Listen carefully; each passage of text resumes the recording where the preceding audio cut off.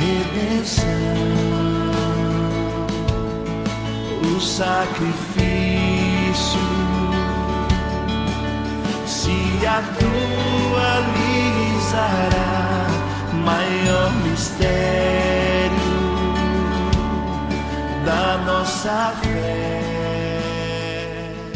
O Senhor esteja convosco. Proclamação do Evangelho de Jesus Cristo segundo Marcos. Glória a vós, Senhor.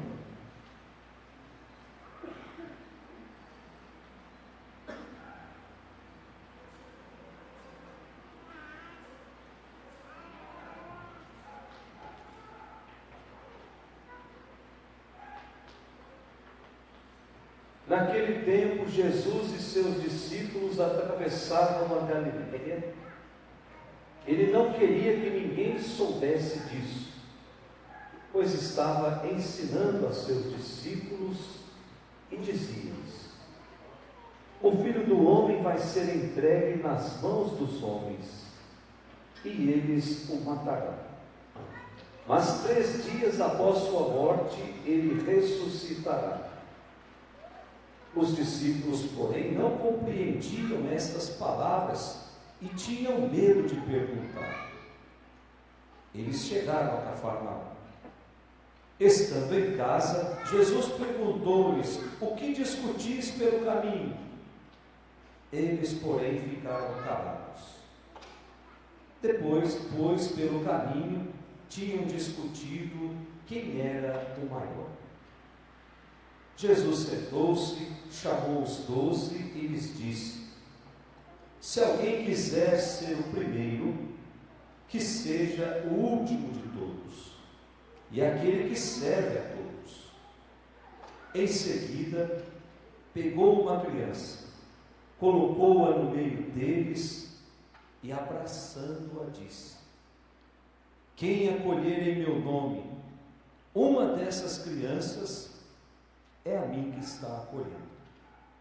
E quem me acolher, está acolhendo não a mim, mas aquele que me enviou. Palavra da salvação. Glória a vós, Senhor. Que as palavras do Santo Evangelho perdoem os nossos pecados. Amém. Podemos sentar.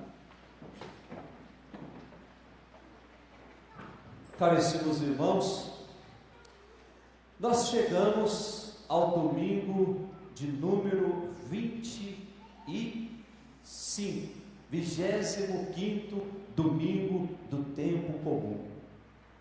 Só para a gente não perder muito, vamos recuperar o que quer dizer tempo comum. O tempo comum, esse tempo que compreende ou que corresponde a 34 domingos. Ao longo de todo o ano, nós temos 34 domingos com esse título que está aí no nosso jornalzinho: Domingo do Tempo Comum. E por que é que a igreja colocou esse nome, Domingo do Tempo Comum? Será que é comum as coisas? É comum porque a palavra de Deus, ela vem nos modelar no nosso dia a dia, na normalidade da nossa vida. E aí nós temos algumas características desse tempo comum, e a principal delas é a cor verde. É por isso que o padre celebra de verde, tem alguns detalhes em verde, o folhetinho é verde, para dizer que o verde é a cor da esperança. Esperança que não nos decepciona nunca. Nós sempre estamos esperando. Mas o verde também simboliza algo que ainda não está totalmente maduro. Uma fruta verde, a não ser que a fruta seja verde, mas o verde numa fruta nos mostra que ela está em processo de amadurecimento. E assim também somos nós. Nós estamos nesse mundo em processo de amadurecimento. Estamos amadurecendo a cada liturgia celebrada. Estamos amadurecendo a cada sacramento que nós participamos. Estamos amadurecendo a cada gesto de intimidade com Deus que nós temos no nosso dia a dia. E aí, quando nós estivermos totalmente maduros, aí sim, o céu vai ser o nosso lugar. É por isso que Deus, na sua bondade, nos concede viver nesse mundo, para que a gente possa amadurecer a nossa intimidade com Ele. Para que a gente possa ir deixando para trás aquilo que nos impede de sermos melhores, que nos impede de sermos justos. Portanto, nesse final de semana, nós somos convidados a fazer uma escolha muito simples. Eu quero ser um homem, uma mulher, uma família que almeja todos os dias uma sabedoria que vem de Deus, ou eu quero que o mundo determine como deve ser a minha vida, a sabedoria do mundo? Deus, no seu imenso amor, Ele nos dá a liberdade até mesmo de escolher aquilo que vai nos afastar dEle. A primeira leitura que nós ouvimos, olhem lá, capítulo 2 do livro da sabedoria. O livro da sabedoria, lá do Antigo Testamento, é o livro mais novo do Antigo Testamento. Os estudiosos dizem que não tem mais do que 100 anos esse livro, que nos mostra um judeu que usa de termos do helenismo para fazer um elogio à sabedoria dos judeus. Mas o que é de fato sabedoria?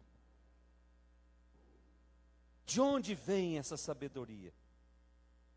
A primeira leitura vai nos identificar sabedoria como sendo o próprio Deus. Sabedoria como sendo Deus que está presente no homem, o Deus que está presente na natureza, o Deus que está presente na história. E ontem eu até perguntava para as crianças, qual é a diferença de conhecimento e de sabedoria? Nós podemos tentar responder. Qual é a diferença de dizer que o homem tem conhecimento e que o homem é sábio? Num determinado momento nós acabamos identificando como sendo a mesma coisa. E aí eu fazia a pergunta para as crianças, o tomate é uma fruta ou é um legume? Aí as crianças disseram, é uma fruta. Então isso é conhecimento. Eu conheço que ali existe uma fruta. E a sabedoria? O que é a sabedoria? A sabedoria está exatamente em saber que o tomate é uma fruta, mas eu não vou utilizar o tomate para fazer uma salada de fruta. Porque não vai combinar. Isso é sabedoria. E quando a gente associa isso a Deus, o que é o conhecimento em Deus? O que é a sabedoria em Deus? Essa primeira leitura, esse trecho que nós tiramos para ler na primeira leitura, se passa lá em Alexandria, no Egito, num lugar que estava totalmente dominado pela cultura grega, em que as outras culturas, elas eram desvalorizadas e muitas vezes hostilizadas. E nessa época, os judeus que eram fiéis à sua cultura, que eram fiéis à sua religião, começavam a ser perseguidos. E os grandes sábios do helenismo usavam da sua sabedoria para levá-los a mudar de posição, para manifestar a cultura grega, ela era a melhor cultura do mundo. Então, com isso, com esses argumentos, eles tentavam encorajar os judeus a abandonarem a sua fé. É aquele período da história que todos nós estudamos nas aulas de história, que nós chamamos de helenismo. O que foi o helenismo, senão essa tentativa de colocar a cultura grega como sendo superior a todas as outras culturas, como sendo melhor do que todas. Então eles usavam desses argumentos para convencer os judeus a abandonarem a sua fé, a modernizar-se, a aderir-se ao brilhantismo da cultura grega. Então é nesse ambiente hostil, nesse ambiente conturbado, que surge o livro da sabedoria, que tem como único intuito defender os valores da fé, defender os valores da cultura judaica, e ao mesmo tempo convidar aqueles que já estavam corrompidos, aqueles que já estavam entregues à cultura grega, a olhar com carinho para a sua fé e redescobrir ali um Deus amoroso, um Deus que não abandona nunca, um Deus que é capaz de garantir a verdadeira sabedoria. A sabedoria em Deus, portanto, ela não se dá pelo acúmulo de conhecimento. A sabedoria em Deus se dá pelo sabor que eu dou nas diversas situações da minha vida. Até porque, gente, o sinônimo de conhecimento ou sinônimo de sabedoria não é conhecimento. Até porque, se fosse, Jesus não moraria dentro de um sacrário, Jesus moraria numa biblioteca. O sinônimo de sabedoria não é conhecimento. É quando o homem, quando a mulher, diante das tempestades que se lançam contra a sua vida, contra a sua casa, tem a hombridade ou tem a serenidade de traçar os caminhos que eles vão seguir juntos, não se deixando modelar pelas coisas do mundo, não se deixando modernizar pelas coisas do mundo, que hoje nós não precisamos chamar de helenismo, hoje nós podemos colocar como pós-modernismo,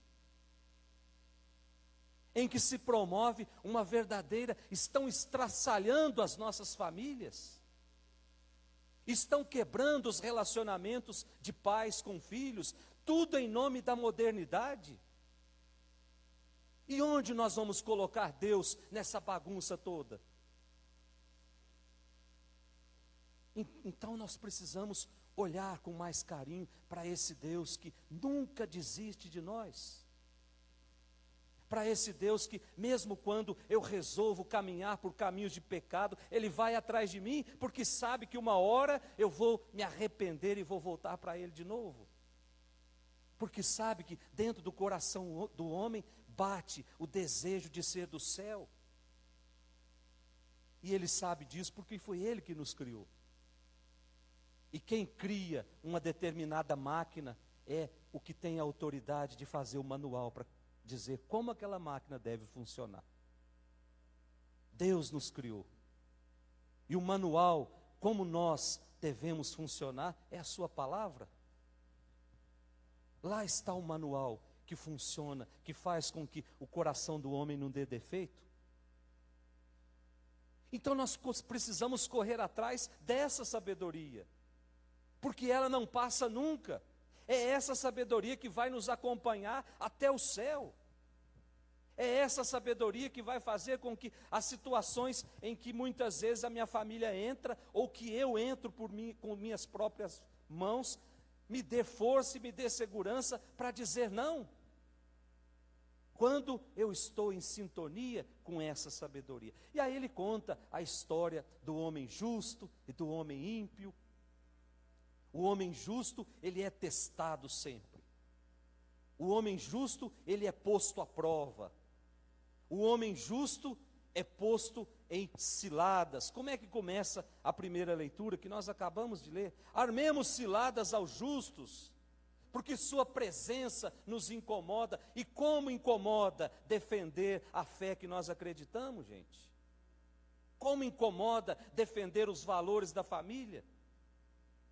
Ele se opõe ao nosso modo de agir, nos opomos sim. Porque o modo de agir que o mundo quer que as nossas famílias façam, é um modo de agir lá dos infernos, que leva à destruição total. Repreende em nós as transgressões da lei. Vejamos, pois, se é verdade o que ele diz. Comprovemos o que vai acontecer, se de fato o justo é filho de Deus. Se de fato Deus o defenderá e o livrará das mãos dos seus inimigos. A palavra de Deus deixa muito claro que caminhar na justiça nos dá a credencial de sermos filhos de Deus, desde que o mundo não goste de nós. E aí ele continua: vamos pô-lo à prova, com ofensas e torturas, para ver a sua serenidade e provar a sua paciência. Vamos condená-lo à morte vergonhosa, porque de acordo com as suas palavras, virá alguém em seu socorro. E o socorro está no Salmo 53. Qual é o refrão do Salmo 53? É o Senhor quem sustenta a minha vida. Olha que coisa bonita, gente. Se nós tomarmos posse dessa frase, desse refrão, o Senhor é que sustenta a minha vida. Eu vou longe, eu vou passar pelas experiências desse mundo com os olhos no céu, mas eu vou longe. E depois a gente olha, sim, aí tem a outra receita, que é a receita da segunda leitura, a carta de São Tiago. E a carta de São Tiago, nós começamos a ler essa carta já há 3 domingos. Lá 3 domingos atrás, o que é que São Tiago diz? Que a nossa fé, ela precisa ela não pode fazer acepções de pessoa, ou acepções de pessoa, ou acepção de pessoas. E aí qual é a história que ele contava? Imagine que nas vossas reuniões entrasse um homem com um anel de ouro no dedo, e aí vocês dissessem: vem sentar aqui na frente, e entrasse um pobre todo fedido, fica você aí atrás. E aí São Tiago estava perguntando: vocês não estão fazendo acepção de pessoas, tratando desse jeito? No domingo seguinte, ele convidava a uma atitude de fé concreta, e ele dizia que a fé sem as obras, ela é uma fé morta.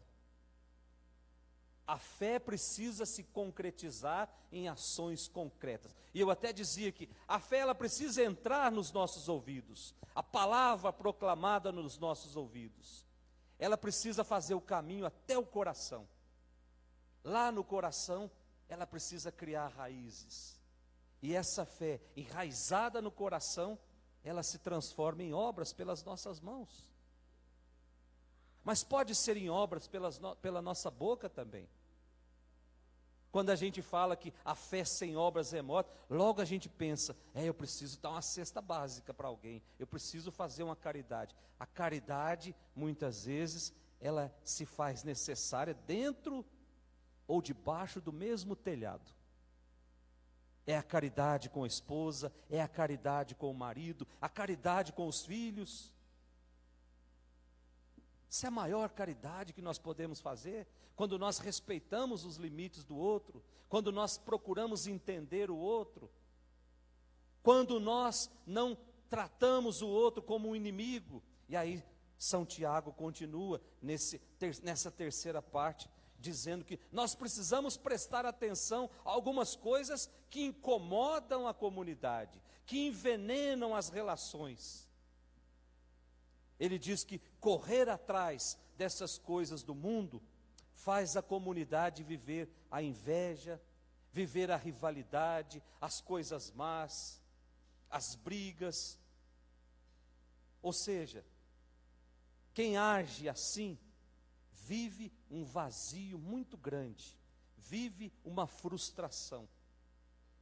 É por isso que tem muita gente especialista em fazer inferno na vida dos outros, porque são frustradas, porque vivem um vazio muito grande no coração e não conseguem colocar Deus ali dentro, porque já colocou todas as porcarias que podia colocar.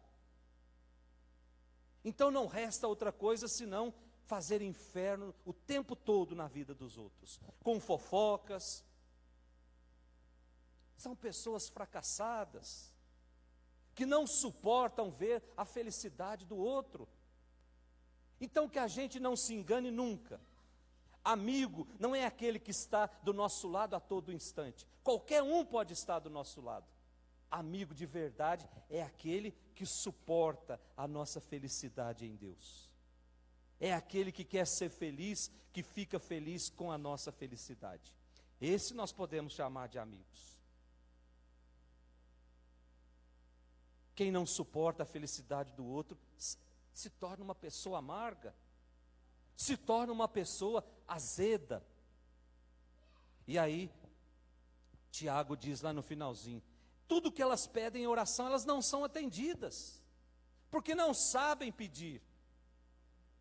Quem tem o coração em sintonia com Deus, sabe o que pedir, e é atendido porque pede com um coração sincero. E por fim, a gente olha o Evangelho, capítulo 9 do Evangelho de São Marcos, que Jesus deixa muito claro que só há lugar na comunidade cristã para quem escuta os desafios de Deus e aceita fazer da sua vida uma vida de amor e de serviço para com o outro. Então vamos pedir nessa Eucaristia que Deus nos dê mais essa graça. Hoje Ele já nos deu a graça de acordarmos, de levantarmos. Hoje Ele já nos deu a graça de um domingo bonito. E vamos pedir essa graça para Ele hoje. Que Ele nos conceda a graça de, ao nos apaixonarmos por Ele, que a nossa vida seja uma vida a serviço daqueles que precisam e dependem de nós. Louvado seja nosso Senhor Jesus Cristo. Celebrar, Santo